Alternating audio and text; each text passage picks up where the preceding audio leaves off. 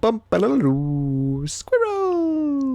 So hello, and welcome to another Legends of Runeterra video. My name is Chris, and today we're going to talk about the balance schedule and how I'm going to fix it for Riot Hire Me. So anyway, here's the current balance schedule that we are on, right? We get new cards. This means 1 month here. 1 month passes, we get a balance patch. 1 month passes, we get new cards. 1 month passes, we get another balance patch. It goes on, forever and ever and ever, right?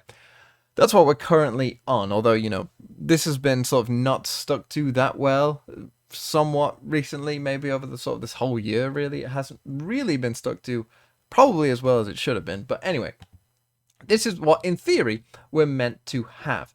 But this system has some problems, right? Because for those of you who don't know, any balance patch, basically, they have to submit, or at least this is my knowledge, that they have to submit this balance patch, the actual changes they're making, 2 weeks before it actually goes live. Something to do with, you know, iOS terms of service or whatever, you know, the game on mobile kind of forced their hand in terms of this. Or at least that's what I am led to believe that what's going on. And so what does that mean? Well, that obviously creates some problems because it always means that you're kind of behind what is actually going on in the game. But with that said, let's talk about some sort of real examples of what's going on. Let's take a card that people are quite frustrated with now, perhaps Poppy. Right? Let's say that Poppy has come out in our new batch of cards. Here's the thing. It's going to take people around 4 to 5 days to sort of get, you know, an idea of how strong a card is and to sort of curate a list that that card is actually best in. Right? It's going to take 4 or 5 days. And then it's probably going to take another 4 to 5 days at least to sort of collect enough data on that deck for you to be able to make an informed decision of what needs changing in that deck, right? So take a card like Poppy, who isn't easy to balance. I know plenty of people will have their own suggestions to say this will fix it, but Poppy is not easy to balance. They even said so as much that, you know, they wanted to change Poppy in the last balance patch, but couldn't find a solution that they really liked. And having thought about all the different things you could do, I kind of agree with them. It's very difficult to nerf Poppy, despite what some people think.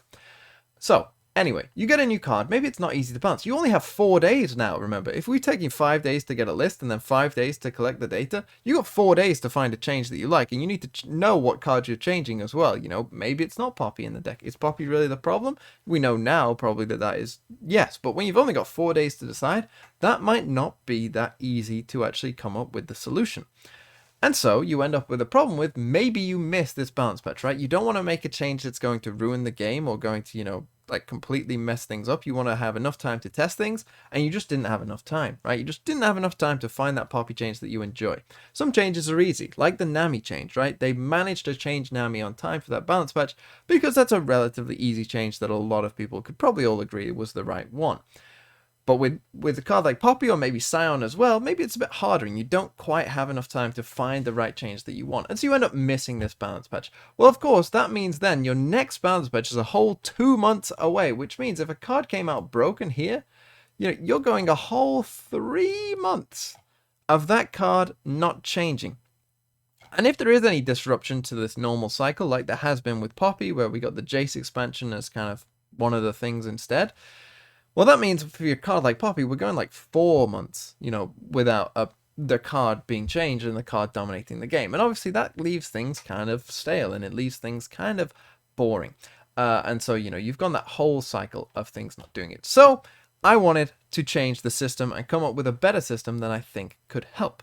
And this better system comes from Riot themselves, because what I actually did was take a look at some of the old things that they wanted to do. This is before they sort of decided that they wanted to go to the expansion cycle that we have now, where they release it in 3 parts. This was just when they thought they were just going to release sets, like, you know, in big chunks. And this is what they wanted to do. They wanted to have a first balance patch of medium-sized number changes based on early sense of outliers. Second balance patch was a significant one for underutilized cards, and the main patch where you can expect any major champion updates. And the third balance patch was a limited number of changes to stabilize any meta issues, and then the next set of cards would be released. I have literally taken this idea from them and I've just truncated it, because their initial plan was to, you know, release sets every 4 months and then have 3 balance patches, these balance patches in between, to give you, you know, some sense of the game staying fresh and staying interesting to play. That was what they were doing. I have basically taken that and truncated it down. We are not changing any more cards, because here is what I want to do. Now, I should say, in this balance patch, they're probably aiming, I would guess, for around 15 to about 20 changes. That's kind of what the kind of numbers that I think Riot would probably go, yeah, that sounds about right, in terms of the amount of cards they want changing in each balance patch as we have now. I am not suggesting that they do more work or they hire a bigger team and change more cards for me. No, no, no, no. We're just spreading it out. We're just spreading it out and having different patches do different things like they initially planned for in the initial release cycle.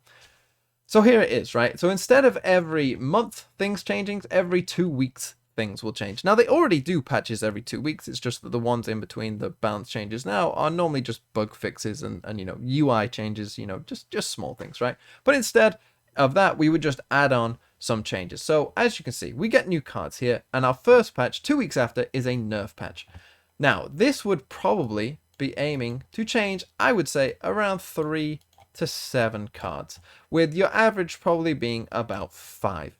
That's what I would aim for in this nerf patch, right? If you think off the top of your head now 5 cards that you would like to change, I'm sure that you probably would think, if 5 cards changed, that would be quite nice for the game overall.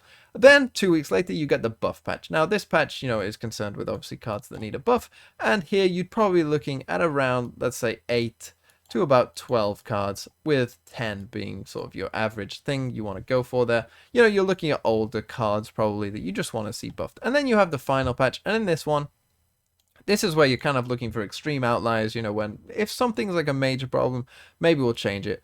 You're probably looking at about 0 to 3 changes in this final patch. Not really much, just sort of tightening up any sort of loose ends, you know, if there is any major problems. And then 2 weeks later, you get new cards. Now, why would this system work? Well, of course, let's take a look. This nerf patch here, right? Of course, this nerf patch has to be submitted when the new cards actually are coming out. So this isn't going to tackle any of the new cards. This is going to be for, you know, before the new cards. Which is, you know, by this point, you probably should have a decent idea of what's going on in the game before the new cards come out. And, you know, you should have a decent idea of what's strong in the meta at that point, because everything should be pretty settled by that point as well. So by the day of the new cards coming out, you should be able to pretty easily predict and guarantee which cards are going to be pretty strong, even once the new cards come out, right? Like, things are strong and they pretty much stay strong, and barring any crazy outliers, which we have a mechanism for, don't worry, then, you know, we should be able to get a nice patch out here that nerfs a couple cards, right?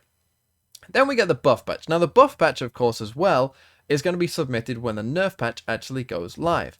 But this buff patch is probably, again, going to focus on pretty old things, you know, things that you could have been working on for a very long time indeed, finding a correct buff for. Really, you know, there's not much time pressure on this, because you can kind of pick anything that you want for this buff patch, right?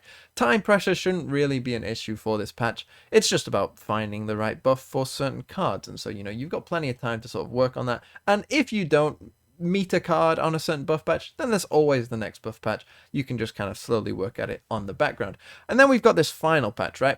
Now this final patch, of course, has to be made after this buff patch. And this patch, I would say, mostly is going to come for the new cards, in case any of those new cards are a real problem. But of course, by this point, you've had a month to kind of decide what's actually going on with these cards. So that one's coming in after a whole month of a card being out. And so by that point, you've had a good, probably, instead of the 4 days that they might have to work on it now for this balance patch, you've kind of actually had, you know, a good 2 weeks to kind of look at it and think about a good change that you might want to make for this final patch. And that should be enough time to find a solution that you're happy with. And so in my mind, one of the key benefits of this system is, let's take our Poppy example again in this system. Right, so we had new cards. Poppy's come out. Now, Poppy is a new card, so she's definitely not getting nerfed in the nerf patch, because there's, you know, you'd have to pre-nerf the card, and that would be weird. Why not just release it as a different card? And, you know, the buff patch is for buffs. I mean, sure, maybe if there was an extreme, like, outlier that was actually, like, breaking the game, like, you know, making you unable to play the game, you know, if there's some infinite combo that could win the game on turn 1, sure, of course, you know, you could still nerf it in this patch, you could change it in this patch, you know, just because it's called the buff patch, you don't have to, you know, stick yourself, you know, and ruin the game for a couple more weeks just because it's called a buff patch. If there was something really extreme, you could change it here, but most likely you'd be aiming for something like Poppy, where it's just like a bit too strong to come into the final patch. And that, of course, this is 6 weeks or 1.5 months. i.e. half the time that it would be if you miss this balance patch with a new card, right? And you only have a couple days here to really make your decision, whereas we're giving you 2 weeks to work out a good solution. And then it's only being half the time of this. And also, let's say another problem you could encounter is the buff patch. We've seen it before with like 4 mana Lee Sin.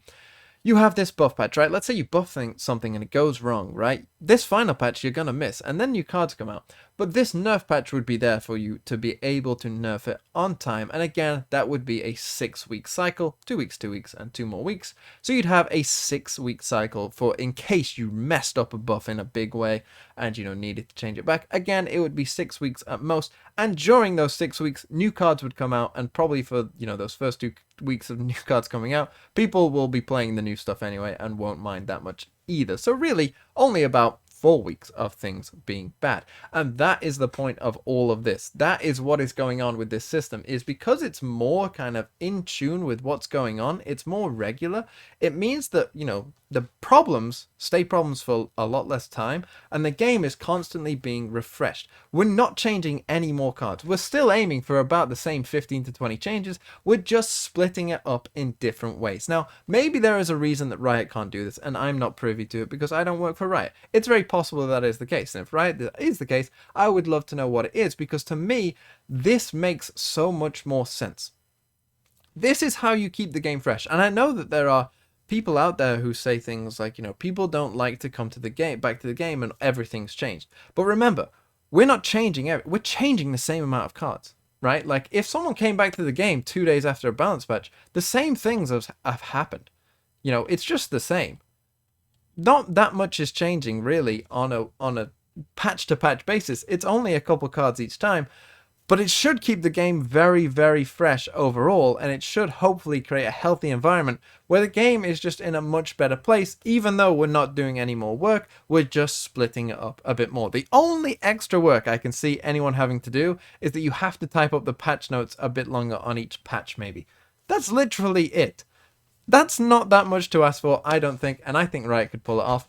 And if not Riot, then hire me. I'll happily do it for you as well. Not for free, but I will happily do it. And this, I think, would be overall a very good experience for everyone involved with Legends of Runeterra. But that is all for me. I hope you like my explanations. I hope you enjoy my dream, my vision. I kind of am interested to see the feedback on this one, because I'm sure there will be some people being like, oh, no, it's fine, rah, rah, rah. There's people who, think that everything has to be sunny and rosy, and I understand. But I do think that this would be a better system for everyone involved, and it would, create just a better game to be playing in, to be honest. And I think that this system would make a lot more sense for Riot as well. So with that said, thank you so much for watching, and have a really nice day.